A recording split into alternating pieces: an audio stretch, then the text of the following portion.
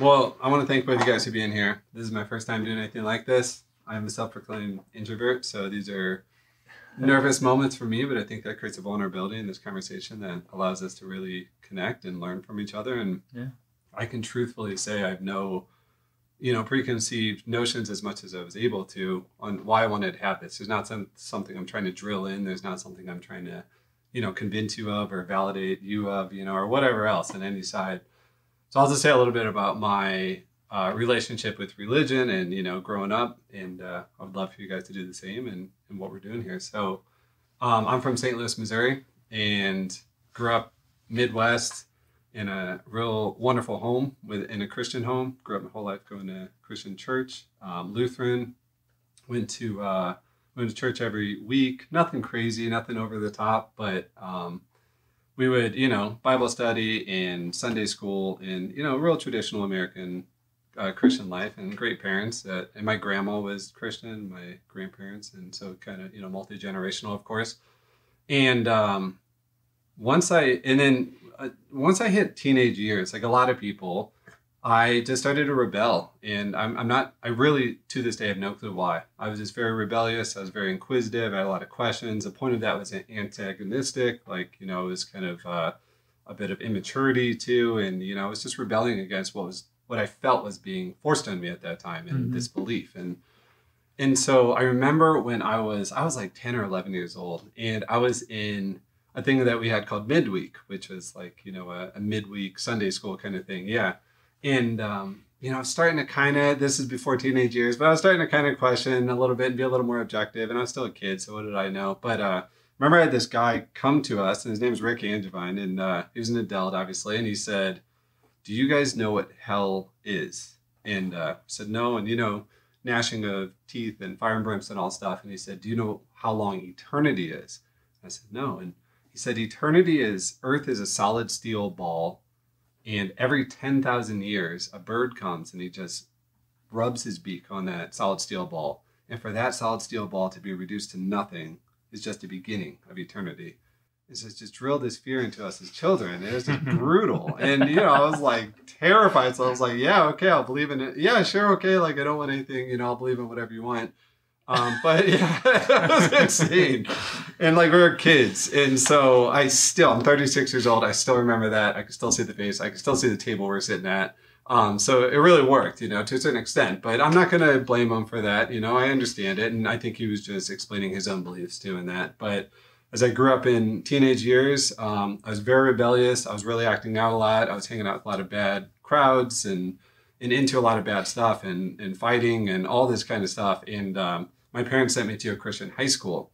And that turned out to be one of the best things for my rebellion, because in Christian high schools, everyone had money. So everyone had drugs and everyone had popularity and everyone had cars, and we could skip school and get away with everything. And it really just set me in this path of just the wrong direction. And I ended up getting kicked out of that high school when I was a senior in high school, as I should have. I should have well before. And then, just was pissed off. I was pissed off at life and pissed off at the church and pissed off at everything. And again, this is immaturity. And it set me in this direction of going out into the world to kind of reevaluate what I had always believed. And what I realized at that time was I still believed in these things, heaven, hell, God, all these things, or religion, I guess, Christian, I guess. But I couldn't not believe in them because I was so afraid not to, because of this, as one of the metaphors that was used, because I was so afraid. I was always taught, if you question this, that means you could go to hell. And that means you'll have 10,000 years, of a bird coming on and rubbing its beak with that. And so it took me years to be able to step away from that fear. It was a very terrifying time for me. It was a very fragile time for me. During those years, I had no doubt that if I were to die during those years, that I was going to hell and this bad thing was going to happen. But I just, I didn't really have a choice once I opened up that door. And it kind of led me to where we are today, where I don't know, and I'm still trying to find out. And I definitely wouldn't say that I believe in Christian religion, or I believe in just, the teachings of the Bible, but I'm not sure of my beliefs in God, and I'm not sure of my beliefs in life after death. And I would say for the most part, I believe right now, if I were to die, that nothing happens when you die. That it's the same as when you go to sleep and you don't dream, and it's just the end, and it's very peaceful. That was a very peaceful thing for me to kind of register, and again, a very hard journey to get there. So I'm grateful for the time from both of you guys. I think that we all have different beliefs. We probably have some similar beliefs too. And, it's really the only intention of this is to all walk away. These conversations have been done a million times. Mm-hmm. So I think the only way to make this unique is it's just us. We've never had this conversation before. But also for us to, not be emotional. It is an emotional conversation. It's okay if it becomes emotional, but to, not talk over, not interrupt. We're not going to have anger. Obviously, I don't think any of us would. But just in the best hopes that we all walk away having learned something from each other. So sounds great. Yeah, I appreciate that. Good intro. Yeah. Thanks, guys. So cool. Craig, would you mind telling us about you? Sure, yeah. I grew up also like you, going to church. I used to say when I was a kid I had a drug problem because my parents drugged me to church, and for me that was a problem. Twice a week, every week, my whole life. And everybody in my family would have called themselves a Christian. My mom grew up in Africa as a missionary kid. And so I similarly invited Jesus into my heart 50 times when I was a kid because I was scared it didn't work, and didn't want to go to hell or something like that. So any point for the first 18 years of my life, if you would ask me, are you a Christian? I would have said yes, but I didn't really follow Jesus. It was just a title, probably because I wanted to go somewhere when I died. But I think I did believe that Jesus was real. I just didn't follow him. And then when I was 18, I went through some things the summer between my junior and senior year of high school, and some hard times. And I don't know how to explain this, so somebody that doesn't believe in the supernatural maybe wouldn't understand this, but I felt like I heard God say, "Hey, Craig, do you believe in me?" And I was like, "Yeah." Sure. And he's like, "Really? Because you don't act like it." And I felt like it was this supernatural slap in the face and this invitation to either say, I felt like God was saying, it's cool. If you don't believe, then just stop saying that you do. I don't need you to claim my name. Just go and do your thing. But if you do, then it should change everything. And I was like, I agree. So that's kind of the foundation for my whole life. My whole ministry now is this concept that if God is real, it should change absolutely everything about your life. And if it's not, then why pretend? Why do anything? Why go through the motions? So I felt like I met God in a real way. I had known a lot about God, been in church my whole life, but I actually met him in a real way. And how old were you when that happened? 18. 18? That's a good year. Yeah, so I got baptized, and I stopped being a Christian, and I started following Jesus. Good for you, man. That's cool. So never changed. Baptized before that, even though raised in the church and everything? No, my parents were good enough to say, that's got to be your decision. That's cool. The Catholic faith would be a little different, and probably maybe Lutheran. We didn't grow up practicing infant baptism, which different faiths would have different beliefs about that specific practice. But in our tradition, it would be this is something that you should decide to do as an adult. And I think that's the right way. Yeah. They kind of knew I wasn't really all in when I was a teen. Growing up, I was concerned with sports, girls, popularity, friends. I wasn't really interested in God. So I finally made that decision myself. Good for you. Yeah. I think that's the right way to approach it. And I have a lot of respect for religions that can approach it that way, to give you the wait until you have the critical thinking skills, to be able to make your own decision in that. And right. I believe, I could be wrong in this, but pretty sure Lutheran, at least what I had heard, or again, I could be wrong on this, that if you were to, you're not fully Lutheran until you are baptized, because you're not part of the family of Christ until you are baptized into the family of Christ, or a son of Christ, or a child of Christ, I guess. And so if you believed in Jesus, but I believe you're saved as long as you believe in the resurrection of Christ, but I think you have to be baptized into that. It's gray. You have to be baptized to be. It's gray. For different people's belief on it is gray. Okay, cool. Some people are very strict, you have to be baptized to be saved. Okay.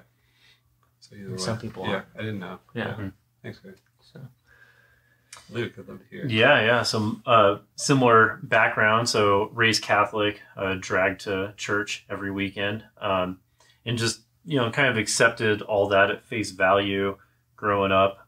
And it wasn't until I was always the guy that would argue my atheist friends and stuff for why God must exist and all these types of things. And if I really unpacked it, I think it probably harkens back to what you were talking about, that there was a lot of fear around what would happen if I don't believe this. And so into my my earlier mid-20s, I found I wasn't happy with where my life was going. I was living in a place where I didn't have a lot of friends and had a hard time making friends. Just geopolitically, I thought a lot differently than the other people I was around. And so went through a hard time there and was, very much leaning on my faith to try and fill that void. And at some point I realized that I was outsourcing all of my issues to Christ, one way or the other. So either everything that was difficult in my life I was going through as a trial to try and build me up for something, or for the things that I wanted to be good, that I just needed to make sure I kept real strong faith and that those things would be given to me. And so all of it is a very disempowering way of dealing with the problem. And so I finally realized at some point that things were never going to change unless I fundamentally did.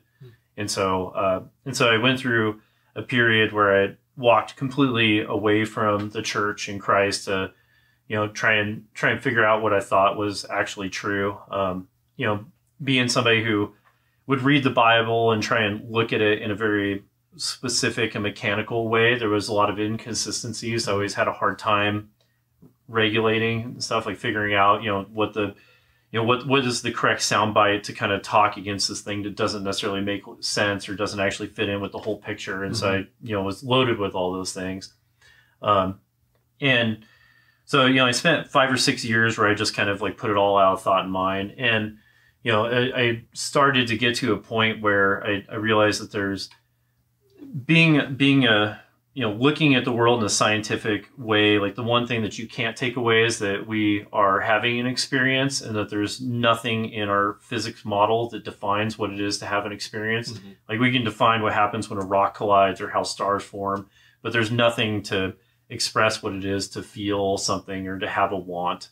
It just doesn't exist. And so that's what kind of opened the door for me to come back to that. I guess the only other thing to add is that we at a young age, very evangelical type Catholics, I very much had experiences in the spirit world and stuff. I had experiences with, the only thing I can describe as is demonic forces. We would, do evangelical type services and praying in tongues and, seeing people healed. And so I have a huge backlog of things that are totally indescribable other than the spirit world that I still don't validate in my mind. And so I guess, where do I sit now to put a label on it? I still probably consider myself a Christian as a model of the world, but there's just a lot in the Bible and in church in general that I think if you look at with a critical eye is probably not really part of the actual story. Can you elaborate more on what do you mean? You said the demonic or the speaking in tongues would make sense outside of the spiritual world? Just that there's, I just have had, we can talk about those if we want to, but I just had some experiences that I just don't know how to describe if there isn't a spiritual element to the human existence. Yeah, that makes sense. Yeah, of course. Yeah. You said it doesn't make sense outside of Does it? Yeah. If you don't believe in supernatural, you can't explain these things. Yeah, that's right. These phenomena. And there is that element to life, that we have, what you were saying about the Nobel Prize and, some of that I believe was about quantum entanglement too. It seemed, and, I've had that multiple times throughout my life and I'm sure that you guys might have too, but, it's that thing when you pick up a phone and you're about to call someone at the second they're calling you. And you might, sometimes it's someone I haven't called in a month, and they just came into my mind and we call it at the same second. So if I would have done anything different, if I would have gone to the bathroom, if I would have tied my shoes, if I would have slept in 1 second, 10 seconds or whatever, wouldn't have happened. And that has happened many times to me, at least multiple times to me. And that's impossible. On a statistical, scientific perspective, that's impossible. 1 in a billion. Okay, maybe it happens, but you could live many, many lifetimes and never have that happen. So there is that beauty to life, and and I think that's good, and I think that allows us to alleviate a bit of the weight of reality sometimes, to think that there is something more. And I think that's where we're at. A lot of people are wondering, and there's a lot of information out the internet. There's a lot of information being transferred and shared freely, and I think people have a lot of questions that are really complicated to answer on an intellectual level. And religion has, a faith element, which is a very important, maybe foundation to that, which is beautiful. And that's maybe a way to explain a lot of these things that we're feeling that's outside of just reality itself. So, yeah, I mean, really, the main thing that prompted this for me was, I spent years outside of, believing in one organized religion, still wrestling with my belief in God and what that means. And it's hard to, when you're out under the stars and you're out in the mountains, and I love nature. I have a great relationship with nature. I like to spend. That's when my mental health is the best. It's hard to feel like you're completely alone out there. It does feel like there's something, but again, that's a personal thing, and that could be.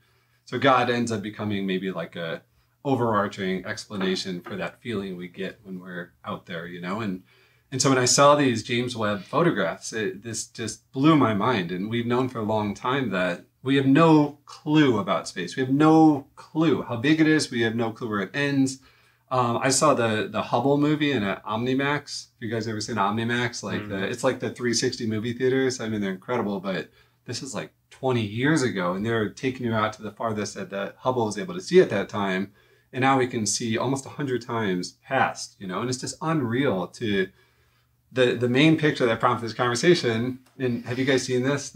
This picture, and it would be the equivalent of a grain of sand held on the tip of your finger, held at arm's length as we're looking at the sky here on Earth. And so 1/24 millionth of the sky that we're able to see. And in that one picture is thousands of galaxies, thousands. And in those thousands of galaxies is an estimated summation of hundreds of billions of stars and planets in a grain of sand held. So that's incredible. So to me, insane. You could say, yeah, of course, God created that. Of course, that's God. Like, that's what he does, And then for me as trying to be a critic only in the sense to deepen what I already believe. Like, I never want to be a critic to be cynical. I want to be a critic to find more depth to my beliefs. And that's why I had a lot of questions with religion. Is like, I wasn't trying to dismantle my beliefs. I was trying to actually believe them, not just out of fear, but out of true conviction. And so, when I see that in a grain of sand, hundreds of billions of planets, it does two things for me. One, and yes, it is possible, but it's essentially, to me, in my opinion, almost impossible that we're the only intelligent life. It's almost impossible. If that in one grain of sand is hundreds of billions of stars and planets, the likelihood of any one of those having a close enough proximity to a near star to be warm enough to be able to create life, and with the James-Webb, we've already been able to find a planet, or I believe a might have been multiple. I don't remember the exact name. It's WASP in a number, but they found clouds on it. So indicative of water vapor.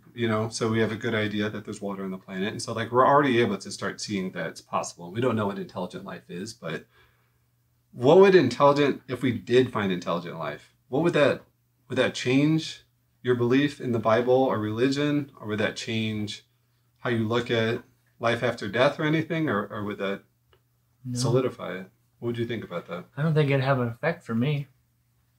I mean, so what? If there was more life out there, what would it change? Well, the Bible never talks about anything else other than Earth, and Christ was here on Earth, and you would think that there would be some explanation somewhere about some other life, or that Christ didn't just save Earth, but he saved other intelligent life too. Yeah, potentially. So again, there's no evidence for any other life, but if there was, it's outside my scope. I don't know. Okay.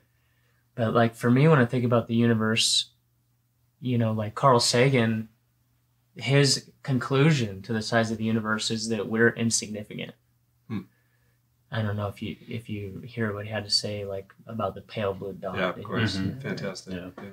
So he writes this whole, monologue about, kingdoms and kings and everything. We've all been on, all of history, but it's just this little speck of nothing, right? And so he says, we hold no significant place in the universe. And so for me, like the conclusion that he comes to in the span of a gigantic universe that's incomprehensible. I mean, we could talk about the size of it, but like 92 billion light years in distance is an incomprehensible number, So, but I come to the exact opposite conclusion. Like the fact that we have life as we do on an insignificant little ball is astronomically astounding to me. I mean, there's like at least 17 major categories and probably hundreds or thousands of minor categories that have to be perfectly in place for there to be inhabitable life on a globe like this, So to me, it's like, it takes way more faith to be an atheist, in my opinion, than to believe at the very least that there's some form of creator that would design all this. That doesn't mean that it's the God that I believe in, but that's my opinion conclusion when it comes to the cosmos is like, yeah, it's massive. How crazy is it that we have life here? How special, how miraculous. Yeah. How incredible. How significant. Yeah. Let's take care of it. To say that it's insignificant because everything doesn't revolve around us, I just come to the opposite conclusion of that. Yeah. I'm not, I don't mean that as a mode of nihilism. I believe in that too. I think that it goes both ways, nothing matters, but that has to also mean that everything matters too, if nothing matters too. And I consider myself a bit of an optimistic nihilist, it's somewhere in the middle of this too. And I like it. Yeah, I don't know if that's a real thing. It's essentially, it allows me to take life quite a bit lighter. So yeah, nothing actually matters. Like, if we think about that, thousands of galaxies, hundreds of billions of planets, and here we are, we are not even ants. We are way smaller than ants, like way smaller. And so here we are, just this creature on this, floating rock through space that's just making up rules and making up ideas and having the luxury of time to have these kinds of conversations. And so it matters because this is all we have, but also it doesn't matter because we're smaller than ants too, so we can take care of each other. We can leave the world maybe a better place, but only out of our own values and convictions, not because, and for me personally, not because someone is making us do that or telling us this punishment will happen if you do not do these things. But I don't know how that doesn't humble the majority of people enough to say, let's take care of each other and take care of this world. So yeah. What do you think about the other life or intelligent life or? 100% it has to exist. There's just too many combinations out there.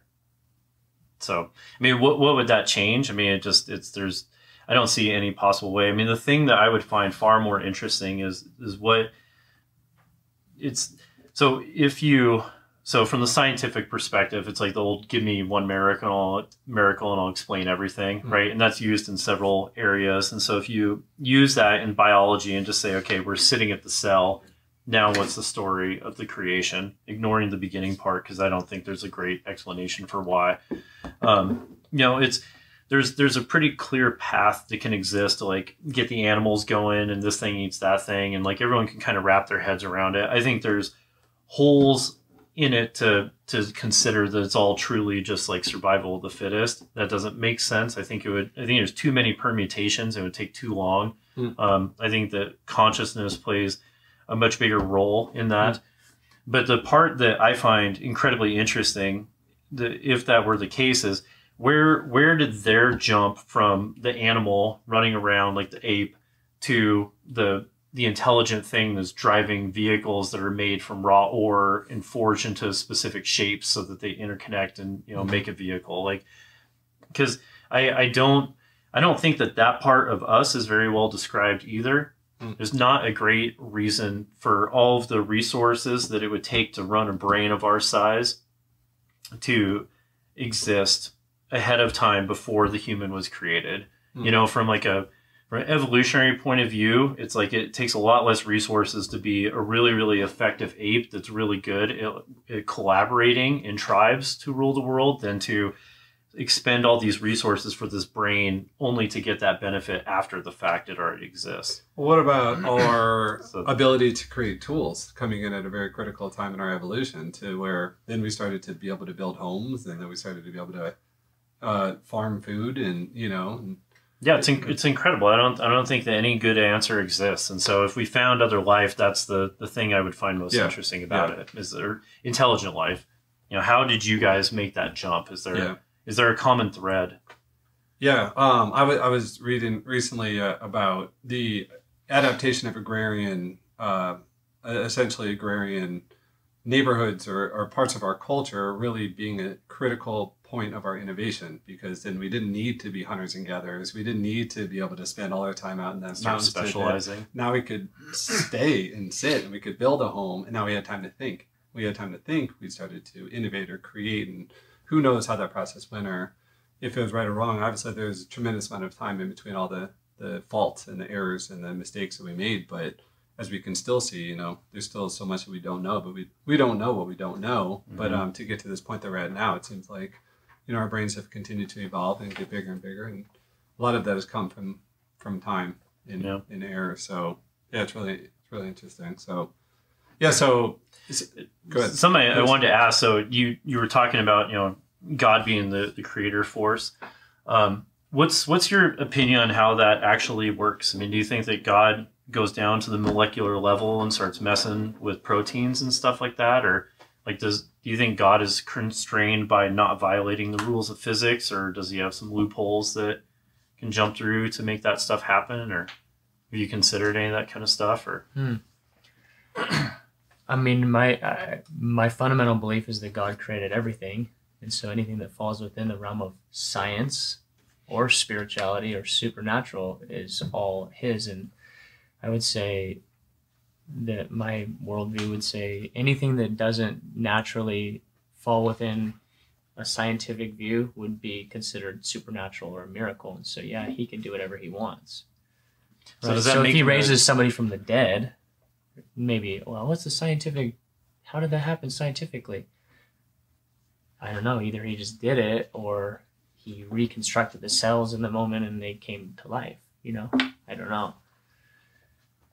But are you talking about specifically like creation? Like how did he go about No, it's creation? a fine answer. I just am curious, and no one knows, right? So it's like it's all just theory. But is it Descartes that talks about it? I might be mixing up my philosophers, but just that if God can change the rules at will, doesn't that make him as much a deceiver as it does a creator? That there's no determinism in the way anything works, and so it's like we could all be completely tricked as easily as led somewhere.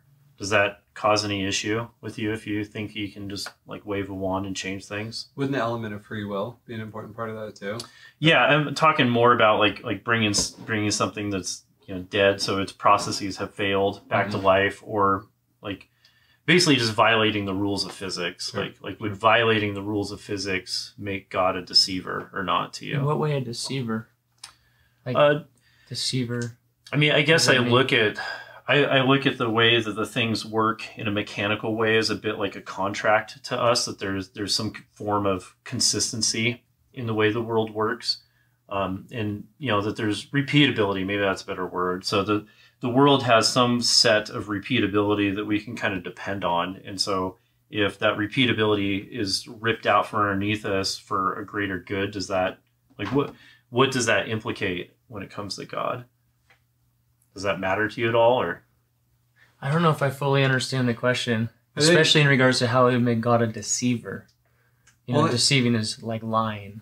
Mm-hmm. Right. I might be incorrect in how I'm interpreting what you're saying, but essentially he created Earth and he created the laws of physics that Earth has to abide by because of how gravity and life has grown and evolved through itself. So for him to do something that's completely counter to the laws of the Earth that he created himself would give him a superior authority to manipulate the own laws that we all have to abide by and live by. Sure. This could be a sense of a miracle, to raise someone from the dead, or to cure them, a bush burn up and not burn cure up. Someone from cancer but not someone else. So the deceiver part, I don't understand that as much, other than the sense of him creating this under his own rules. and then going against the own rules that he set for his own domain. Gosh, I mean, I wish I would have brushed up on it because this is like back in college, and I was probably half drunk at the time when I took the class. But it like everyone else. But the idea, roughly paraphrasing, goes that if like either we live in a world that is built of immutable rules that we can depend on, and so therefore we can form logic trains off of that foundation, or we live in a world that doesn't have that, which means that we live in a world that's ran by a deceiver and that you basically submit yourself to madness. And so assuming that the madness isn't the way that things are actually happening, that you can make these logical predictions based on the foundational rules that we understand about the world. Yeah.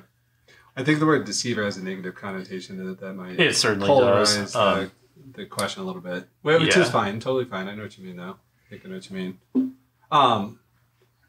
But I think that's it, right? That's the final authority. God, if you have the belief that God is all omniscient, omnipresent, all these things, then he's able to. It's almost like we're living in his domain, his rules. That he's he's the person that set the chessboard, and put it on his own.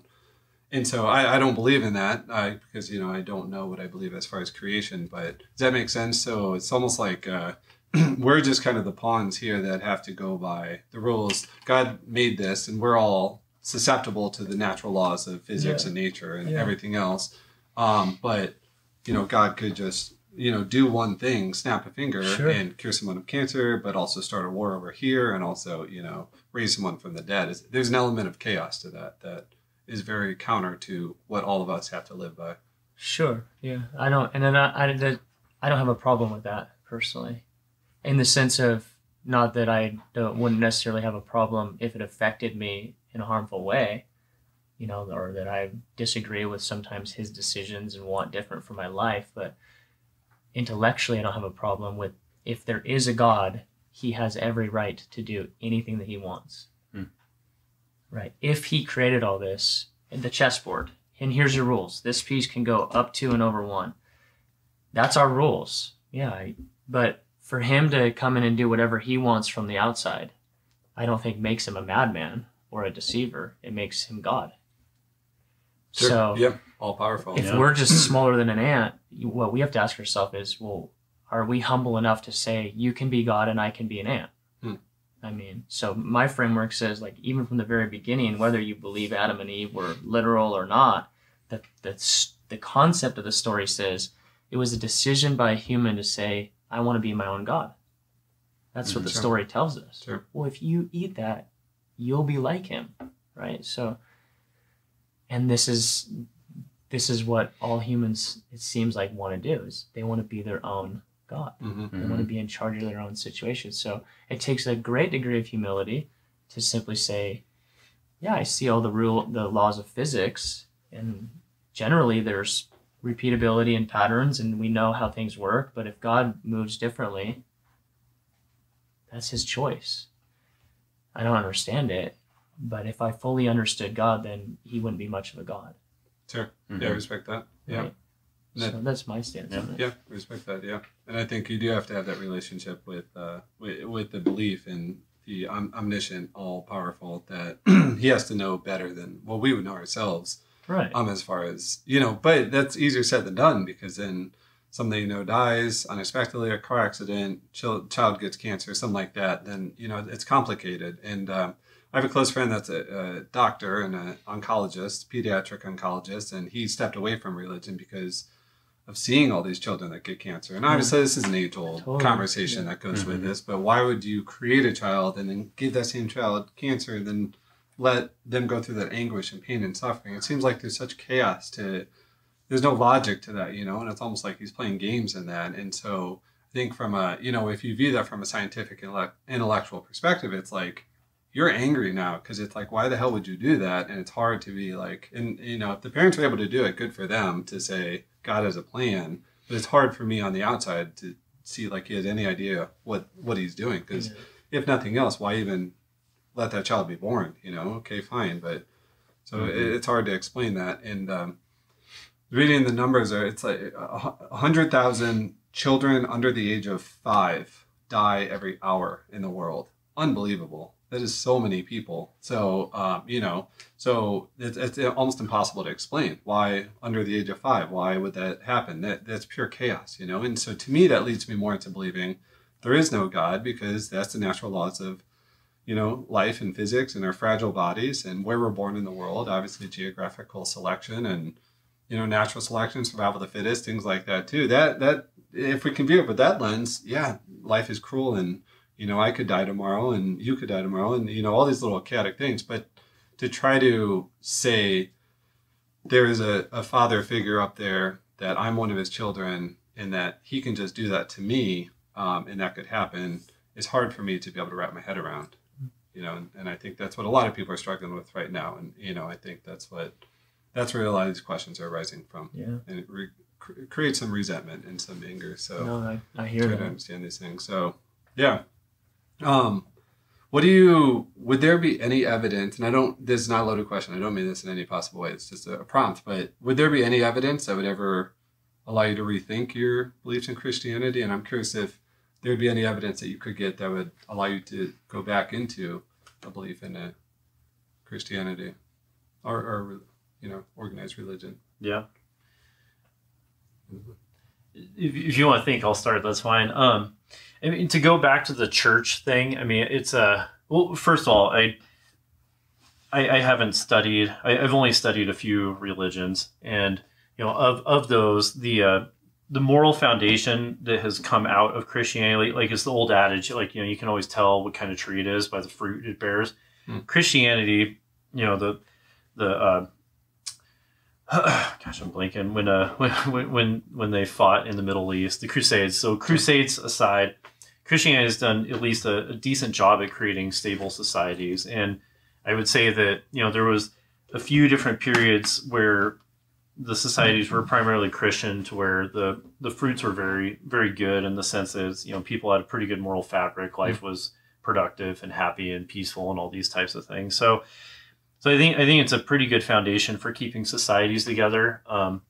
So, you know, it's, for me, the explanation of the construction of the universe versus the organization of religion are two completely different things. And so I see the religious part, the church, as a technology for organizing and governing people and controlling them. And not necessarily that has to be a bad way, but I think that that's basically what the technology is. And it's, you know, insidious in the sense of what you were talking about with the bird and the beak, and threatening people, basically, that, like, you have to believe this or this terrible thing will happen, whether it's true or not. It still is a bad way to convince people.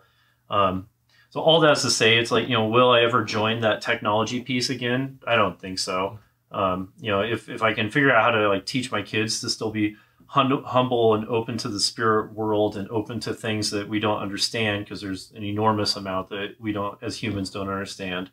You know, that would be my goal, and I'm going to try and walk that line. So, you know, will I ever walk back to the spiritual part more heavily? Maybe, but certainly not back to the organizational part. Yeah, without the limitations of certain instructions or rules on what your spiritual relationship would mean to you. Yeah. Can I ask you a question? Yeah. It sounds like you have a pretty positive view of, like, the moral side of Christianity, like the framework and all that.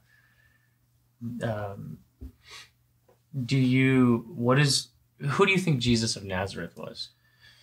Oh man, was he a God man or just a dude or, like, a prophet? Was he God in the flesh? Well, first, I would say I think that there's a lot of empirical and historical evidence, more so that he actually existed than didn't exist. Okay. I think that's much easier to believe.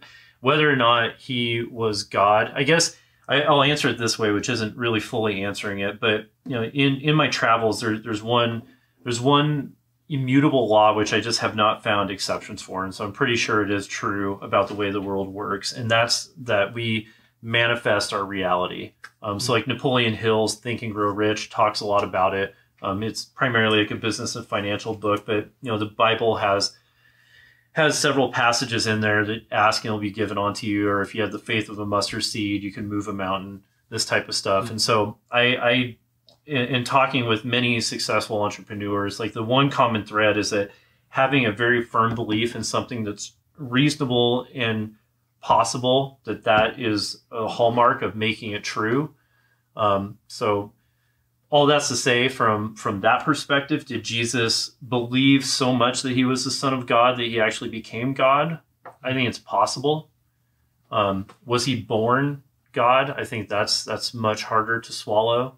I think the virgin birth is much harder to swallow. I think it paints a really nice picture, but I mean, it's possible, but how the XY chromosomes ended up and all that kind of stuff is a much easier story to be told there. So I don't know. Is it possible? I think it's possible. Do I think he was? I don't know. So in the most foundational way of saying, are you Christian?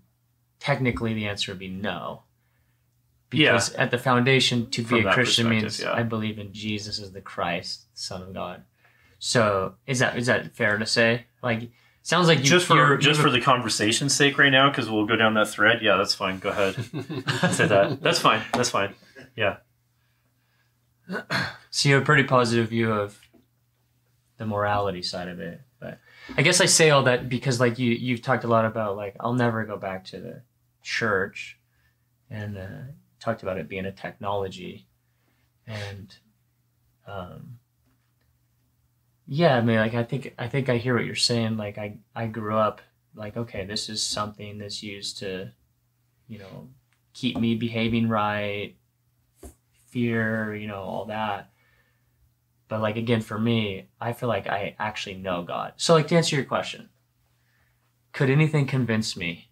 And I told you this before, so you've heard this before, but to me, it's like, if you showed up, if any of you guys showed up and you said, here's the science, like God isn't real, I would probably still have a hard time believing you, because to me it'd be the same as if you showed up and you said, here's the science, Craig, you're schizophrenic, and this person that you think is your wife, she doesn't actually exist, and this is the test right here that's showing me she's not real. And I would say that's really great science, but the problem is I actually know her. So I actually know the Holy Spirit.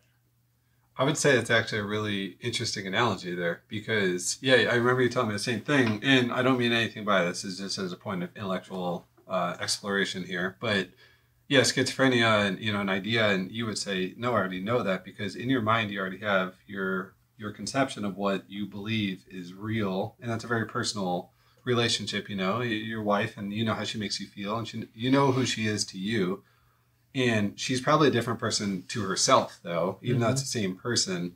And so belief in God, it's very similar. It's like everyone probably has a different definition of what God is to them. It's a very personal thing, and sometimes it works as a convenience factor. You only need God when something bad's happening. Sometimes you need him every day. Sometimes it's a crutch. Sometimes it's not. But yeah, the sense that God is this omniscient, this omnipotent, this man, this father in the sky. I'm never alone. Every bad thing that happens is explainable because he must have a reason behind it. I think it's very comparable in that analogy, and saying that it's fair, because even if I did say you're schizophrenic and your wife is not real, you would say, no, she is real. I know that. And it's not my job to tell you that she's not real. That's fair. If you have conviction in that, in the same way that I would not sit here and tell you that God is not real, because it doesn't matter if I tell you that. Even if I didn't believe that, I'm not here to try to change your beliefs, because I respect that if you believe that. But I think that as a current mode of this conversation is just to dig into that on a more intellectual, intelligent side of just saying, okay, but what does that really mean outside of just our feelings or interpretations of what we think God is? Is there any actual validation? Is it something we're born with? Is it something that we're taught? Is it something that we use to explain the atrocities of the world? Or is there something real, something tangible, something to, kind of hang your hat on? And that's where I get hung up, because if I'm putting, no matter what, if there's heaven or hell, this is the only chance that we have on earth with this life, no matter what. If there's heaven or hell, if there's nothing happens, whatever, this is it. And so for me to base all unless of you're this... Hindu. Unless you're Hindu, right. yeah. Or you believe in the infinite universe theorem, which I don't, but... I haven't heard that one, yeah. just that there's so many permutations, this will happen again. Part of like I think it's BS, but part of what do you call that? Where you're reborn. Yeah, reincarnation. Reincarnation, yeah, part of reincarnation. What he's talking about is a little different It's a than that. little different, but it's the same premise. But it's just, well, hold on, let me just finish that. Yeah, so please, it's just yeah. in the same sense of just, this is all we have. And so that's why I'm very inquisitive, probably to a fault. I would be so happy if I didn't think about anything like this and I could just say, this is it, this is all I believe. And I don't mean anything bad about that. You know, for anyone, no matter what they believe, I wish I could just say, that's it, this is what I believe. Till the day I die, I'm happy, ignorance is bliss, cool. But I'm, you know, cursed and blessed with a relationship with knowledge, and I'm very satiated. I have a lot of fun with it and with conversations like this. So to me, there has to be something real, more than just, and there doesn't have to, because we do need something outside of just reality itself. But for me, that's why we have these conversations. So yeah, we're gonna say, Luke. Yeah, you bit the apple, right? You're obsessed. Yeah, it's too. We all are. Never take the path of knowledge. One point I wanted to make is that you're experiencing self versus your memories. The memories are very much in the physical world. And so where you're talking about, like, I know my wife, that's very much referring back to a memory. And there's an enormous amount of data that does show that those are physical processes inside the brain. And it's mostly from when it breaks down. So like with dementia or loss of short-term memory, that there's areas of the brain you can poke at and cause those memories to be disrupted. And so it's very, very likely that the memory part of our identity is of the physical. And even if there is an afterlife, would not necessarily go with us. Like maybe it'd be imprinted on a soul in some way that we don't necessarily know how to explain, but the recallable part, that is probably a separate piece. You say more like neural pathways? Just that when we're talking about, like, I know my reality because I remember this, or I know who this is. Sure. It's that's basically like a user on a computer calling to a hard drive to pull up some files, and like those files could theoretically, like you could theoretically wake up in a different body tomorrow and have no idea that happened, because you'd wake up, you'd pick up with that set of memories, and you'd start living that life. And I know same, you could have disruptions with the neural information highway on the way to that, where that memory could become very faulty, and then maybe that is dementia, Alzheimer's, stuff like that too. Yeah. Totally. So just one thing I want to point. I mean, there's not trying to discredit anything. That's one thing one thing I wanted to ask you. So if I'm not a Christian, we can go down that thread for a sec. But how do you? Okay. So what are some of the promises of Christ that you think about? Like when we talk about Christ, what are some of the promises and contracts that he offers out to us that come to mind? What do you mean by contracts? Well, the one I'm thinking of is, like, you know, it's essentially, correct me if I'm wrong, but that it's you, if you believe in me, then you're a Christian, and that God, since he died for our sins, basically vouches for us effectively, and that our works don't end up mattering, that can't cross the chasm, that belief in Christ alone is what, you know, gets us across. Faith, not by works. I assume you believe that's true. Yeah. Yeah. And I mean, that's fine. It's a good model. It could certainly be true. I don't know. I'm not saying it's not true, but how do you? So is there another way to get there? To get where? Like over the chasm of afterlife, effectively. Yeah, I would say that my personal framework for how I think about all of that is that what people seem like what they're talking about is, I want to go here to this place that you can call heaven, paradise, afterlife, whatever. And I don't want to go here to this place called hell. And then there's this argument of, well, is Jesus the only way to go here? Or can I go through Allah or whatever other path? Krishna. But to me, my whole framework doesn't even think about it like that. Everything is, he is heaven. He is not my path to get somewhere. He is the where. You're going to be in his glory, you mean? Or okay. I mean, John 17:1 says, this is eternal life, that you might know the only true God and Jesus Christ whom he sent.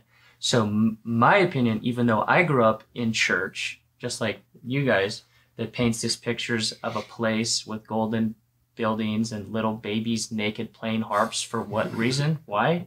Right? Enlightenment. Like where is that? Like, or hell is any number of descriptive things that you probably rightly so should be scared of. Now, I'd love to have a conversation about the fear aspect of it, because it doesn't necessarily mean that it's not true. It may not be the best tactic, but nevertheless, we can have that conversation. But for me, heaven, what I believe is that heaven is being in the presence of God, whether it includes playing golf every day for the rest of my life, or a golden tower, or a crystal sea, or babies playing harps. Doesn't matter. Likewise, hell is absolutely being separated from the presence of God forever. And so whether that includes worms that eat you and fire, to me also doesn't matter. Because my opinion is that to be in the presence of God, nothing else I'm going to care about, that's heaven, and that's the goal. And to be separated from the presence of God is the worst thing that I can imagine. So I don't personally think that this whole thing is about some cosmic threat to get us to behave rightly so we can go someplace that we want to go. It's a fundamental question of saying, if there's a God, do you want him? Mm-hmm. And I want him. And so he is not my ticket to go somewhere. He is the thing that I want. And he is the end goal. But why are you born? You know, why does he put you on this earth and then, okay, but you better follow these or there's going to be complete absence from you again. It's like, couldn't I just stayed with you that whole time? Or did you have to put me on this test and then now I have free will and then there's temptation. And then if I don't do these things exactly, then I go back into this horrible place and I didn't even want to be here in the first place. You know what I mean? Rather than just like, couldn't I just stayed up there the whole time or stayed in consciousness and not in a physical body, you know, or whatever you want to call that. It almost seems like it's a test, you know, and I don't get that because the Bible says God will never put you to the test, you know, and no, it doesn't say that. It says God will never tempt you. I believe it says God will never put you to the test. Maybe that's an interpretation thing. Yeah, either way, I'm sure you know better than me. So yeah, same idea, right? So like, you know, semantics a little bit there, and so saying, you know, why put you here, take you from there, you know, and then put you here, and then say, if you don't do these things, you can't come back here. If you don't do these things, actually, forever, for eternity, you will be in anguish. And so it's like, why tempt you? Or, take you from there. I don't know where I'm at with whatever, that one in the sense of, I don't know that we were taken from anywhere. Yeah, I respect it. Yeah, whatever. You didn't exist. Any consciousness. So I would say you didn't exist. Sure. And then he created you. So why create if you don't have the guarantee that you'll... Why create and then give you free will and then say, but if you don't do these things precisely, then you will be in torture. But that's exactly the point of what Jesus is saying is he's not saying that you must do these things precisely. You got to believe these things. Just trust me. Precisely. You have to believe in those and you have to repent of your sins. And sure. It's kind of a rule. You know? Yeah, it's absolutely a rule. And if I was born in most other countries in the world, I wouldn't know what those rules were. Then I would fail those rules, you know? And if I was born in India or if I was born in Afghanistan, obviously, and I wouldn't know those rules. And so then I'd fail them. And so then I'd likely go to hell. And you wouldn't know the rules of repentance? If I was born in India, you know, 1.2 billion people that are not going to be following, you know, the significant majority of people there are going to be of the Hindu belief, you know, and so then they're going to have a whole different set of beliefs, a whole different set of gods that they worship, and all of those are against what the Christian belief tells you is correct, and so they're going to believe in the wrong ones, but they actually don't know because they were born in the same way with probably a family that raised them in this belief and a community that reinforced that belief, and then there might be an element of fear to not believe in those things, and so they didn't know the rules, and now they were kind of subject to that temptation, and now they have to suffer in anguish for eternity because of it. That seems very strange to me. You know, rather than everyone saying, here's all these beliefs and maybe giving us the ability for comprehension to take in as much of that as possible and make the right decision. But to not have the necessary information to have a chance seems strange to me. There's a lot of religions geographically based, you know, and it's an interesting thing. So, and if you were born, even just 500 years ago, you know, you'd likely have different beliefs. And so... Yeah. I guess that's a struggle for me. I can understand that. Yeah. Yeah, I respect either way. Yeah. Yeah. Let's take one. So why do you think so many people, and maybe this is wrong, I actually didn't look at the data on this, but it seems like a lot of people are leaving organized religion. And I think we've kind of tapped into this, but I think it's a new influx of information or it's, what do you think that's happening, even in the last I'd love 10 to hear years from or you. so? Yeah. Sounds like you. Right. I know. I'm like a follower in that respect, right? Yeah. Like part of the crowd at the same time. I don't know. I think that when you talk to people, there's definitely more cynicism towards large centralized power structures lately. I think that's a big part of it. Some of it, I think, is just the fundamental erosion of our moral fabric. I think that Americans, the people, have had it too easy for too long. And so the complacency has kind of started to drive us a bit mad. There's like the old adage that was, hard men create, hard times create hard men and strong men. Yes. How's it go? Gosh, I've heard easy spot. choices make a hard life, hard choices make an easy life. Sure. Similar. Yeah. He's talking about a little different one.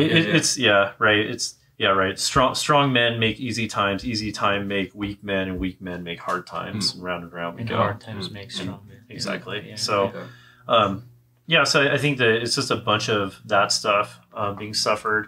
I think that there's an overall push right now for heavy centralization of power structures just in the world. Technology, especially communication-based technology, has a very centralizing effect to it. That one really well procured idea can be transmitted in its entirety to more people than ever has been, and so that just naturally is going to drive people towards centralization, which centralizes power when bad people get a hold of it. And so from a world perspective, I think that you have to kind of kill God a bit so the state can become the God for people to swoop in and save. And so I think that there's a bit of an insidious push there. Can you expand on that at all? That's an interesting thought. Yeah, so it's why I don't want to get too sidetracked, but it's why I focus so much on cryptocurrency. That there's two fundamental technologies that are coming up right now. One is artificial intelligence, and the other is cryptography-based communication, cryptocurrency. And so the AI structure, it's really an advancement of what companies used to do. So you used to have artificial intelligence in the form of getting a lot of really smart people together and coming up with algorithms that tweak the basic brain receptors inside human beings in a way that you can profit from it. So it's like the infinite scroll. Like attention engineering. Yeah. That's exactly right.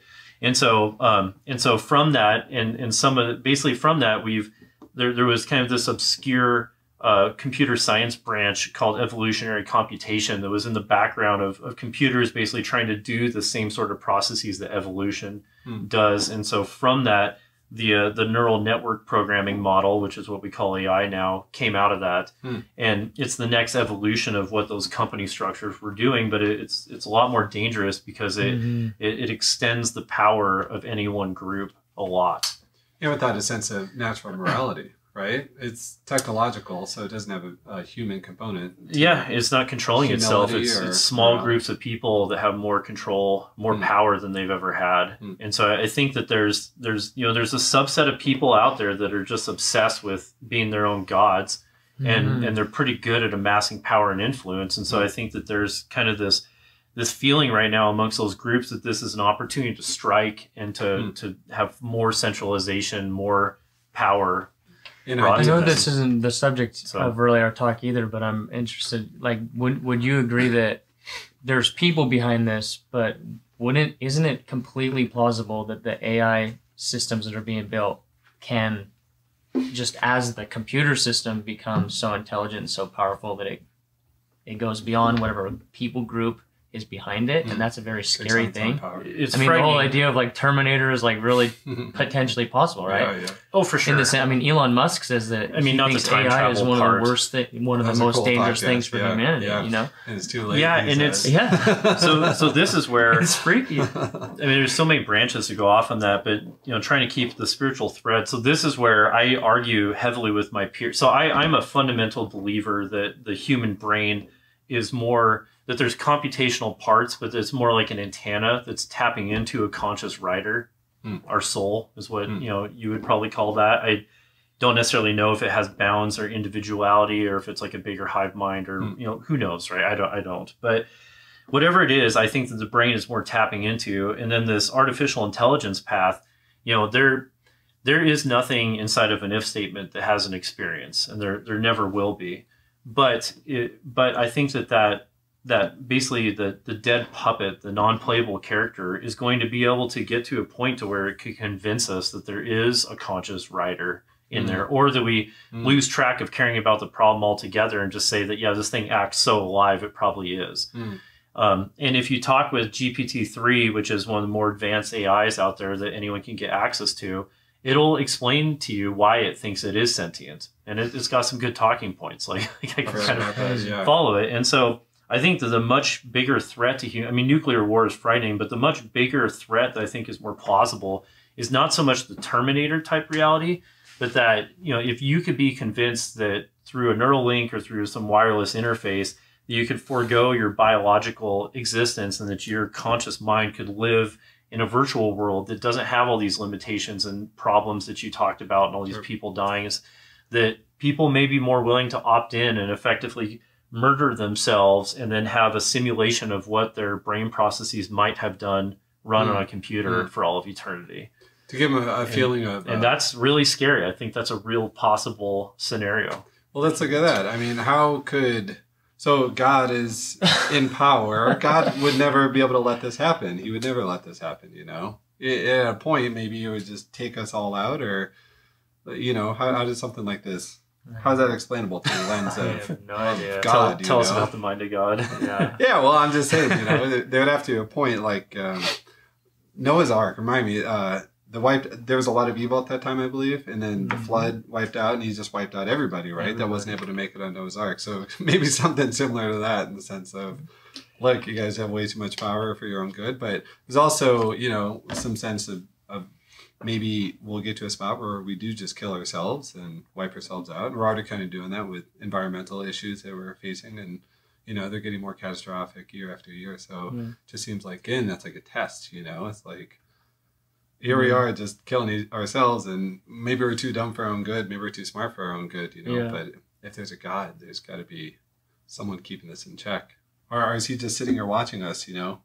We're the game. Yeah. Isn't that wild?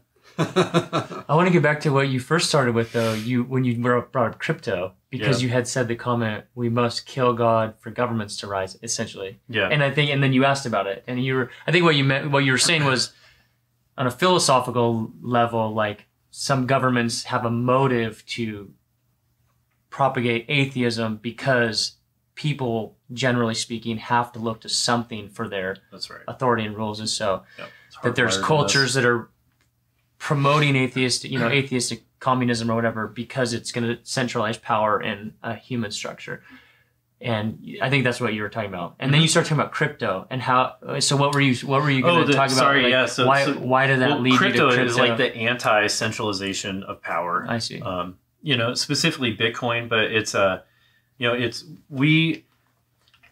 we've created a network that's a public good that can't be subverted by any one person. That it's established rules that will run for 200 years. Like I will literally bet my net worth, that crypto will be around long after I'm dead, specifically Bitcoin and technologies that are other. We still have yet to see another one that's really launched in the way that Bitcoin is, to where there's no central authority can subvert it. But the implications of what Bitcoin, again, this is kind of a weird topic, but it just like it creates a system where through the same communication and power structures, we could potentially come up with a different way to run and organize ourselves, at least the policy part, that doesn't require a central government anymore. And so from that perspective, it's creating something that's very anti-government, anti-central authority.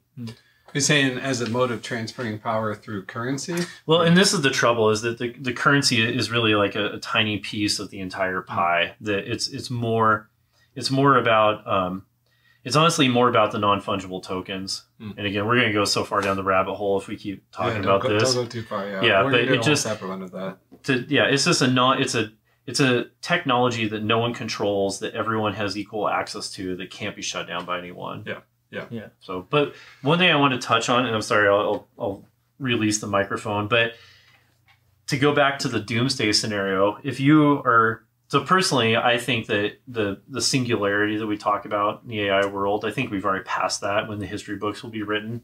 I just think that it's being ran by people right now, and it will basically be more and more separated away. But when the history books look back, we're already in it.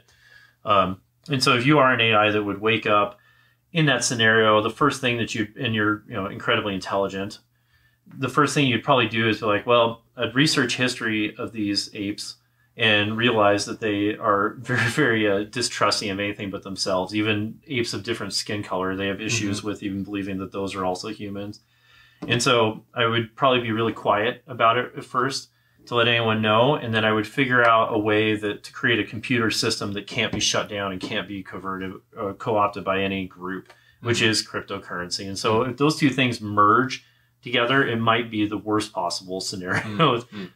Because you would have effectively an artificial intelligence that can't be shut off at that point. And do you think there's anyone regulating this or watching this? Or they're way too slow moving. Too far. Even the people that are heavily in the industry don't. I mean, I'm not saying I'm like the one that understands it, but it's like nobody knows exactly what we're screwing with. But there has to be a set of people that know the ramifications of what they've created, at least on technological base, or the algorithms, or the computational side of it. Yeah, it's an odd thing. The separation between the mind that is capable of creating the real dangerous thing always looks at it from an altruistic perspective. That like I'm good, therefore the people around me are good, and this will be used in a good way. And they just don't think about what happens when that stuff gets away from them. Sure. Yeah. And there's a big ego, it's like a lot of these people grew up not being able to get laid. And so they're like trying to prove to themselves they're smart because that gives them some worth in the world. Sure. It's wonder how much of a, the people that created the bombs, the nuclear bombs, and created once we had a way to really eradicate humanity itself, it seemed like we have more peace than we've had before. And maybe as a part of that. Yeah. Well, I'm not saying in that sense, because then we lose the human component. There's still human contribution that has to take place for a nuclear bomb to be launched, and a decision, hopefully a chain of decisions that have to be made before that's possible, but it exists. And so, yeah. Do you guys think that, and this is a side, humility, do you think that humility is viewed as a sign of weakness in our society today? In our society? In our society, yeah. There's so much ego. There's so many people vying for a spotlight, for popularity, social media, and voice and power and all that. Where humility, to me, is the real instrument of strength. Yeah, I agree. Mm-hmm.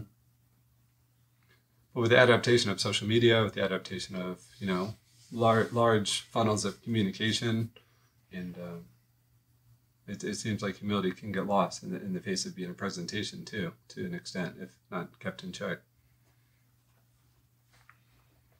Absolutely. I mean, obviously there's a lot of pride, the opposite of humility out there. Mm-hmm. But I don't know that our society views humility as a weakness, per se. Not to say that it means they operate within it, but at least in my world, it's viewed as a good thing. Good. Yeah, definitely in the Christian or in the church world. Yeah.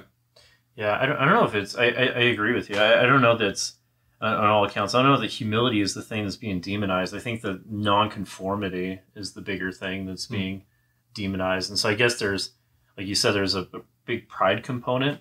There's a lot of people running around thinking that they have really, really deep, full grasp of the world when actually they're just repeating the talking points from CNN. Mm-hmm. And I think that there's a lot of fear in society around working outside the conformity window, that there's this terrible thing, you're going to be canceled, all this stuff, when in reality, I mean, I don't think that they actually have nearly as much power as they say they do. But one step out of conformity is the birthplace of innovation. It's the birthplace of unique innovation, at least, Mm-hmm. And, for me, just speaking personally as an artist, it's incredibly complex, and there's no ego to that, but you have to obviously go through years of, if you don't have a personal conviction for why you create your art, if it's not an instrument for yourself in the way that you see the world, or the way that, make sense of life, or whatever it is to you, then there will be unlimited chances and times for people to influence that with their own fears, and obviously, you know, try to get you to come back. And, you know, I had years and years where my parents asked me to, you know, okay, great, like you had your fun, but when are you going to get a career? When are you going to get married? And there was years of that where I had to let them down to continue to persevere past that. And it was chaotic, you know, it was very difficult and very emotional and complex, but to step out of that conformity, and I don't mean to say conformity in a negative way, but you have to have some real driver other than the acceptance of your peers and family around you. And it's very, very difficult to do. And we need those people, though, you know, not just me, but everybody that's out there being a visionary to help us show us all on a different way to see reality in life. And that maybe can combat the technological advances for a time, you know, or a certain extent, I guess. And, you know, it's weird because I remember like Joe Rogan said with the Elon one, like, yeah, but aliens might not kill us because we can create art and we can like create music. But now you see that, I forget what it's called, but it creates art. Like DALL-E 2. Yeah, it's really good at it. Really amazing, yeah, with AI. So it's like, where do we go from there? But I don't know. To me, it's the only thing that's made sense for me to continue to move forward in that. But conformity kind of keeps us stagnant and keeps us without evolving, without, you know, thinking objectively and outside. Yeah. And I think we need people that help us all do that. So, I mean, there's definitely a lot of tribalism, which is a form of anti-humility, right? I mean, like I have my opinions, but I try to keep them as loosely held as possible because for one thing, I've been proven I'm wrong a lot. Like Good. Anyone that like you know, you've gone out and like actually done things, like you fail a lot trying to do something, and so I think that is a big component of humility. And I don't know, it doesn't feel like people are willing to talk, like they're not willing to actually test their ideas. I think that's a big problem in society. Sure. That, you know, they would rather just block out all the other possible information to keep it untouched. There's a lot of social risk in that. There's a lot of actual, you know, risk in that. Is that, you know, there could be, you know, we put so much fear in the idea of rejection, you know, being rejected by our peers, being rejected for the mistakes that we make, you know, and so to actually try something that's disruptive or innovative is insane because it hasn't been done, and everyone, you know, will tell you that maybe it's not the right time or it doesn't make any sense. And so, and obviously there's a long process, the majority of time, of trial and error and mistakes that need to be made naturally to get smarter throughout that evolutionary process of an idea. Yeah, it's fun. I think you're kind of made me think of this, that, you know, we live in such an interesting time, especially right now, like the last 3 years, because of politics and society. Religion, of course, plays into that, but like, you know, or like I show up to a podcast like this and wondering, what am I really getting into? And do I need to have guns drawn? And everybody feels that way politically, or what they're putting out there. It's such a weird time we live in because it's like never more, in at least American history, is it like you can believe whatever you want. Like, believe whatever you want. Don't tell anybody that they're wrong. But ironically, that's exactly what cancel culture is doing. Like, believe whatever you want unless it's not exactly what we believe. Then you're canceled. So when it comes to the idea of humility, like just take politics, for example, you know, I think before, or even maybe now, when people are just being real humans, if you sat like a hardline Republican down with a hardline Democrat in just a room without cameras on, and just like one guy says, hey, like, this is how I kind of see it, like, can you at least understand that? They'd probably, like, most people would be like, sure. Yeah, I get how you came to that conclusion. Now I come to this conclusion, but like, sure, there's a lot more humility in it. But on the public stage, there's so much fear that, like, if we even acknowledge a degree of like understanding towards the other side, we're afraid that that's going to give them too much ground in the win, and we're going to get the loss. And we're going to be, and we need to get the win. We just have to get our guy back in office, or I agree. Yeah, you know what I mean. So like, yeah, it's just a weird time we live in. Yeah, where I would say in some senses humility, especially the last 3 years, is not something that people are wanting in that sense, because there's a fear of like not winning, and they're just. So it's a bigger fight. We just need to win no matter the cost. Yeah. Politically or whatever.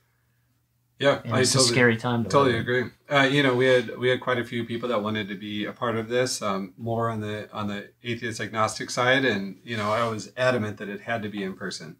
We had to be in person, because even even if it's a Zoom or a FaceTime, without that screen, that natural, this is a very natural, empathetic, you know, just feeling, just to be in a conversation with you guys with open minds. And I don't think anyone here is trying to drive home a point, but if I put a screen between us, then there's no consequence to whatever I say to you, and you can say whatever you say to me, and then we both walk away learning absolutely nothing. And there's so much of that going on right now that it's creating a lot of stupidity too, because we're just driving home the same things we've always believed, and so our identity is so wrapped up in our ego and vice versa. And so then it's like, here's all the checkpoints of what I always say, and if you tell me those things, I already know, because it's an emotional trigger, how to combat what you say and tell you that you're wrong. And then I'm going to surround myself with a bunch of people that believe in the same things that I do. So it's going to confirm all those things. And you're the enemy. I'm the right one. You're wrong, and vice versa. And there's no progress. And that was my point with this conversation. Yeah. I had people calling me, "Oh yeah, make sure yes." I was like,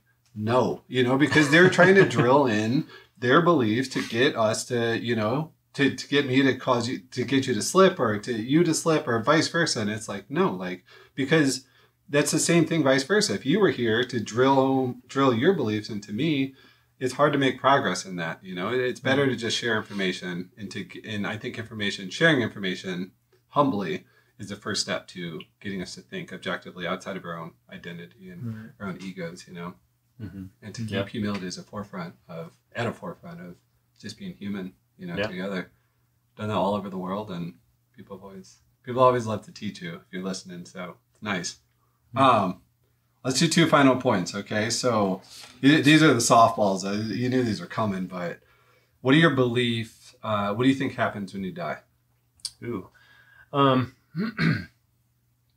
Yeah. Why don't you go and answer first, because you're probably more teed up. I'll answer it second. Yeah, I think you stand before your creator. You believe there's a pearly gates, or is there... it doesn't matter. Doesn't matter. Okay. No, to me, it doesn't matter. I mean, who knows? Sure. I love it. Yeah. Yes, no. I don't think that's the point. The point is, God's looking at your heart and he's saying, did you want me? You know? And so... I've heard a lot of people say, can't wait to hear him say, well done, my good and faithful servant, you know, and so there's a lot of beauty in that. Yeah, so like that passage is very interesting, you know, because that exact passage, Jesus says, well, not exactly that passage, but a similar passage that says, like, you know, you'll come to me and you'll say, we cast out demons, we prophesied, we did all these things in your name, and then he'll be like, I never knew you. And I think that, like, that passage is really scary for a bunch of Christians. A lot of Christians, it's like freaky, because what he's talking about is these are like the most spiritual things you can do. Prophesy, cast out demons. Like, oh man, if those guys aren't going to make it in, what chance do I have? But I find comfort in the passage personally, because he says you have to do the will of the Father, and then he lists these things, and then he says, I'll say to you, I never knew you. And that to me is the point, is, again, do you know God? It's not about the rules. It's not about the people in India knowing all the right rules to follow. It's about, did you know God?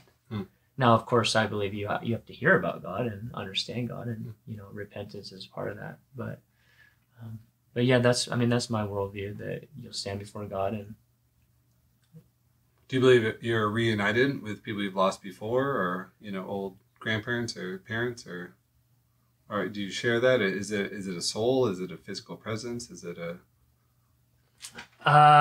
do you see God? Is it Jesus on a throne? I'm just so curious. And it's not a loaded question. I'm just curious. Yeah. So I think everyone has a different interpretation. I think that the Christian church has a lot of different opinions about it. And I don't know that it's necessarily entirely clear. I mean, what do you people think about heaven as this ethereal place, and you know, somewhere in the sky, or a spirit world, and maybe, but the Bible, if you're just going to go off of the Bible also talks about a resurrection, a new heavens and a new earth, and it's descriptive in a physical sense. So whether we go to some immaterial place, our spirit, or you're in some kind of sleep state until the resurrection, and that you're given a new body. Both of those, there's scriptures for both of those. For both, okay. Yeah. So it doesn't matter. Not sure exactly where, but more you go there, at least in the presence of God, and until the next thing comes. Yeah, and like I said, that. my opinion is if it's like, I don't want anything to do with you, God, then he's going to say, all right, I'll let you go where I'm not. Mm-hmm. And my opinion is that's the worst thing that you can imagine. Mm-hmm. No coming back from that. Yeah. Mm-hmm. I appreciate that. I'm happy you went first. I really like your answer. Yeah, so I don't necessarily think nothing. I mean, like if I had to answer, again, going back to the manifestation law that appears to be true, I think that if you believe something hard enough, it does seem to manifest. And so I think that there's a decent chance that would happen in the afterlife. I mean, like the simulation theory, like if there is some kind of afterlife, I think that's a decent model to look at the world after. I mean, the things I would say would be shocking to die and wake up is any of my memories being transferred, because they're, again, from a physical process in the brain, that would be incredibly surprising.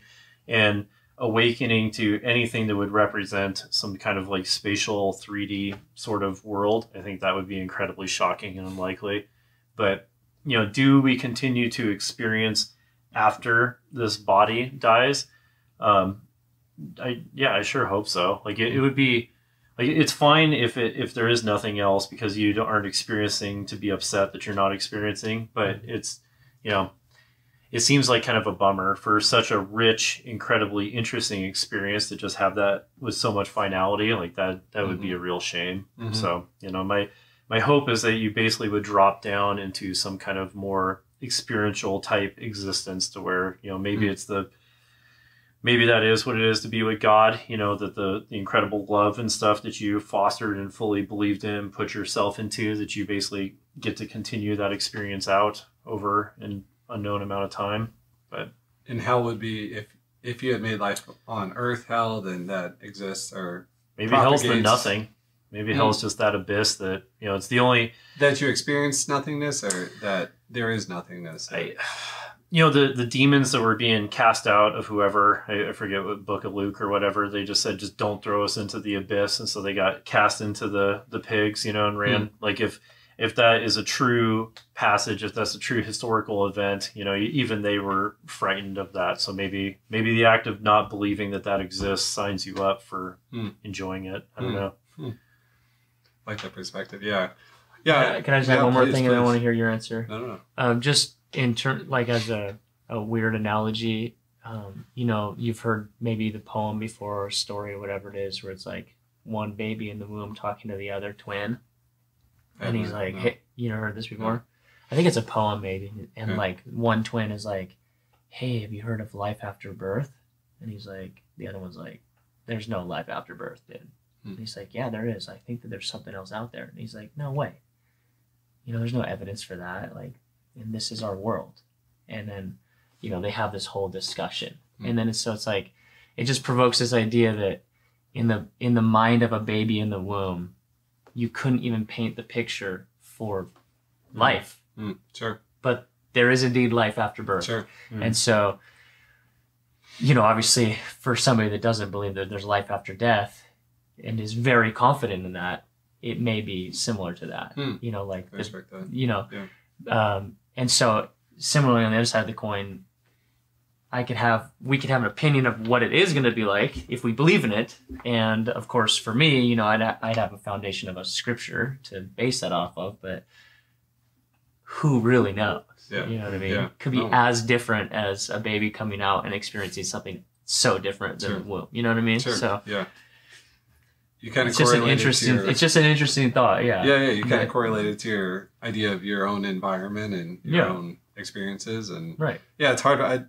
You probably heard this, and maybe too, but that like we're in a 3-dimensional plane, so it's impossible for us to be able to think in a fourth dimension, on a fourth dimensional plane. And so it's like similar idea. It's like our brains can't comprehend past there. We can think to a two-dimensional plane, Yep. but we can't think the other way, So Right. yeah, the realm of possibilities are endless, especially in the existence of the unknown, which is, I think, I don't mean, my mom will be watching this. I love you, Mom, who's a wonderful Christian. Come on, Mom. But, I think religion serves and I don't mean this to be polarizing, but, are cynical, but, it serves a very beautiful and valid, it gives a very valid reason to people that can't accept or understand what happens when you die. It gives you a proven path. It gives you a hopeful, idea of what it could be. I think a lot of that is, that you'll be reunited with those that you've lost. It's like, most people are in anguish. They've lost their parents. And then it's like, there's no way I'll never see them again. So then, if you do these things, this will happen. And there's obviously a lot of anguish with fear of the unknown, in a lot of different levels. But also this idea that, which is, so for me, it's, when you think about this James-Webb photograph, and we're not even ants, and, we're way smaller than the ants. And here we are somehow with brains big enough to be able to think about things like this, like to actually, there's a great quote that, given enough time, the universe begins to ponder its own existence, right? Mm-hmm. And that's kind of where we're at right now. And it's like, with that frame of mind. But so here we are just trying to make sense of something that really doesn't make a lot of sense. And we're smart. So we have time to think. We have the luxury. We're born in a first world country. We have a lot of time, and we can ponder, and we can entertain other frames of thought. And that goes into, what we believe too. But it would be no different than an ant saying, when I die, there's this heaven and whatever that is to them. And we might say, okay, that's fair. That's fine. We might say that's crazy. Like, dude, you died. Like, you're an ant. We step on an ant. For me, I don't think that ant probably went to heaven or anything like that, but we were just as small. And so I think there's this feeling of bit of ego, but also a bit of importance. And I think that's good. That's really good. We need to feel important. We need to feel like we're here for a reason. We obviously need purpose and meaning in our life.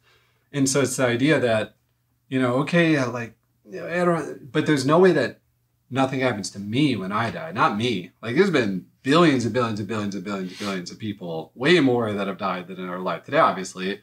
Billions that have thought that almost exact same thing to a certain level. Not me. Like, there's no way that nothing happens to me when I die. Like, there's no way. Come on, I drew stuff. I created art. Like, I loved people. I had a baby. Like, come on, I did a lot of cool stuff. There's no way.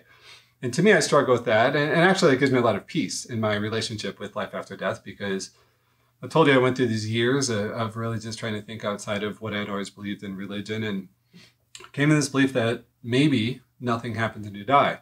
And I don't mean that in a sad way. I don't mean that in a nihilistic way. But what it is that we had no clue what was happening before we were born, obviously. We had no clue if there was any existence, and there probably wasn't. And then all these, these things happen, a chain of events happen, and we have life now. And so here we are, given this incredible opportunity at life, just because of all these things that happen perfectly, and all the people that, all of our ancestors that give us this opportunity right here, right now.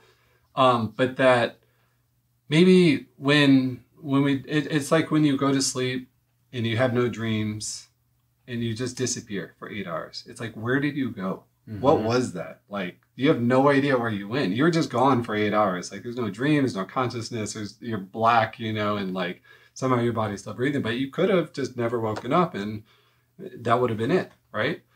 And so to me, it gives me a lot of peace. And this idea of just thinking, it's very, very plausible to me that nothing happens when you die. That when you die, you just go back into blackness, there's no existence, it's total peace. You don't have to think, you don't have to fear, you don't have to love, and these are beautiful parts about being alive, but also it's just, you had this incredible opportunity to make the most out of this life that we have.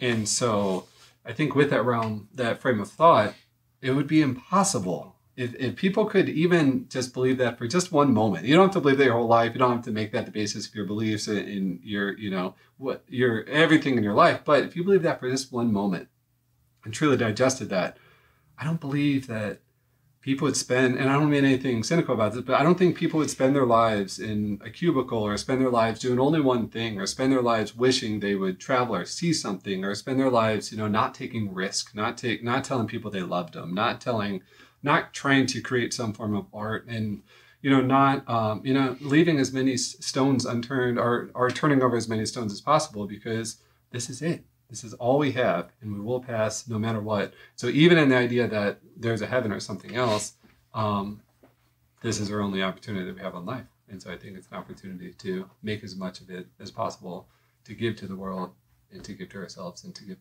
to those around us. So, yeah. Well said. Believes, yeah. What was your answer, though?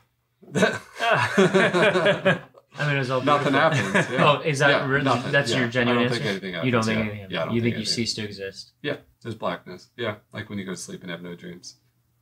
Okay. Yeah. We'll close it on that. You guys have any final thoughts? You guys want to, in final sayings to the world, or about what really matters? The one thing I'd like to say is that you're I've heard it before, but it's just like someone who genuinely lives it and stuff. Like your opinion of Christ and being in that love is very inspiring to hear someone talk about. Thank you. I was like, man, I want to sign back up. Yeah, well, It's I appreciate infectious. that because I didn't answer your question about why people are leaving the church, and so maybe if I could just touch on that please. wrap up my final thoughts would be. I think as a pastor, somebody that's in the institution, I'm in the thing, I fully acknowledge that there's been terrible abuses, just ugly things, abuses of power and using fear. But again, I think that God is real, and I think that I think we were designed for community, and I think that the church, God's design for the church, is in essence that he built us to need each other. And so in the most idealistic form of organized religion, it's people that are with each other. And so congregation. Yeah, whatever that looks like. And so I guess I would just want to encourage you, if you are in or will be in the path of trusting in this Jesus at some point in your life, to remember that dysfunctional church is not necessarily synonymous with God or his plan. And then the last thing that I would say to both of you guys, and maybe anybody watching, is, when it comes to what do I think about Jesus, and what do I think about life after death? I think that everybody has a responsibility to, specifically Jesus in my case, look at his life and his words and either say, I genuinely completely disagree with you, or if there's even a chance that you are who you say you are and what you said is, if there's even a chance that what you said is true, I really have to consider that. Because C.S. Lewis says he's only one of three things. He's either a liar, so he knew everything he was saying was untrue. He's a lunatic. He thought he was the Son of God, but he really wasn't. Or he's Lord. Those are really the only three options for who he was. So just to look at Jesus and say, well, he was a great teacher and he had some good philosophies, is dude, no. It's just not true. If he's not really who he says he was, then he's leading a lot of people astray, and he should be rejected, in my opinion. So I encourage you guys to truly, truly come to a conclusion of who you think Jesus of Nazareth was, and what do you believe about who he was and what he said. That's my I respect that, yeah. I think, thankfully, we're both still learning, still trying to find our way with that. So appreciate that. Yeah, and I agree with Luke, too. We're in a time when there is a lot of resentment, or, a lot of cynicism, whatever you can call it. So to see someone that just genuinely, deeply believes in something is really a beautiful thing. So it's really incredible, Craig. So keep that. Thanks for doing this. Say one more thing. So just to put so for the people that are atheists or the scientists and stuff of the room, that just to put our understanding into perspective, it's a simple experiment you can do. So if you look at our solar system as being an atom, to use that analogy, roughly speaking, electrons flying around, and realize it's a cloud. But if you look at that, and then you just calculate how big is our solar system versus an actual atom. And so it's about 30 to 50 AU, depending on what you consider part of the solar system. And an atom is somewhere around 37 picometers, really tiny. AU? What is it? Astronomical unit. And so I believe it's like a sun, like we just picked the sun as being 1 AU, something like that. So we had something to measure. Okay. And then, so now you've got like some figures, right, that you can correlate. So if we take what we currently can see, which the James-Webb telescope is changing this, but, a year ago, about 13.5 billion years into the past is how far back we could look. Mm-hmm. And so based on the speed of light, 13.5 billion years, it gives you a number, a distance. Mm-hmm. And then, so you take that known space and you shrink it down to the size of an atom. So we've done all that calculation. If that atom was sitting at the end of my thumbnail here, we would be able to see into this room. If this room represented all the conceivable universe that actually exists, we'd be able to see about 2.2 millimeters into it. And that's our entire knowledge base. Wow. And so if this room and all the different materials and temperatures and all the different ways that molecules operate and stuff in this room was any kind of an analogy to how vast and different the universe could be, we have such a small ability to know what the totality of going on is. And so just that would hopefully, if you're if you're just a hardcore believing on any side that you like science has all these answers and we're certain of it, it's like have a little humility. There's a lot more knowledge to learn out there. Yeah, so. I appreciate that. Yeah. And again, that one picture is just a speck of sand, on the tip of your finger. So it's incredible. And what we'll find hopefully within our lifetimes to be able to understand a deeper part of what we're doing here and why we're here. So it's insane. Yeah. So thank you guys so much for being here. Thank really you. Appreciate Thanks it. for putting us together. Yeah, it was great. This. Nice to meet you. Hopefully not the only one we do, and a lot of trust in you. So for coming in this. So thank you. Oh, thank you. Yeah. So, thanks, guys. Appreciate it. Thanks for joining us, everybody. Bye.